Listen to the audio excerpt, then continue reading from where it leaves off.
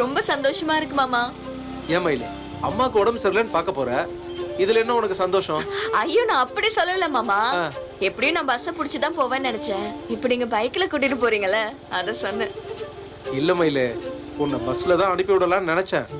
சரி அப்பா சொல்லிட்டார்ல உன்னை டிராப் பண்ண சொல்லி, அதான் வந்தேன்.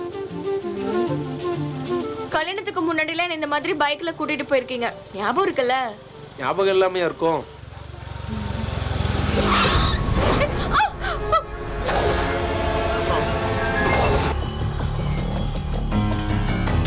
லூசு பையல, எப்படி கண்ணு முன்னு தெரியாம வண்டி ஓட்டிட்டு போறான் பாரு. அவனை பத்தியும் கவலை இல்ல, ரோட்ல போறவங்கள பத்தி அவனுக்கு கவலை இல்ல. இவங்க திருத்தவே முடியாது. வரான்.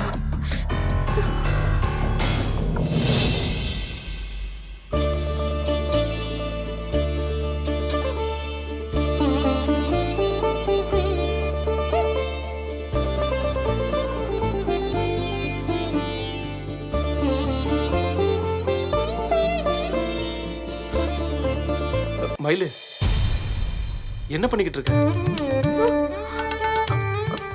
உட்கார்ந்து இருக்கா. இப்படியே கட்டி பிடிச்சிட்டு உட்காருவ?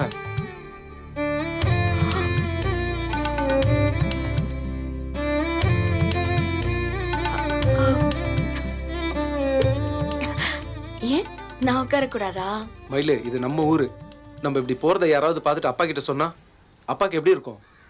எப்படி இருக்கும்? என்ன மயிலு, எதையுமே புரிஞ்சுக்காம இருக்க? முதல்ல கையெடு, கையெடு. அப்பாவுடைய கௌரவம் கெடுற மாதிரி நம்ம எதுவும் பண்ணக்கூடாது. முறைப்படி ரெண்டு வீட்டாளுங்களும் பேசிதானே கல்யாணம் பண்ணி விட்டாங்க.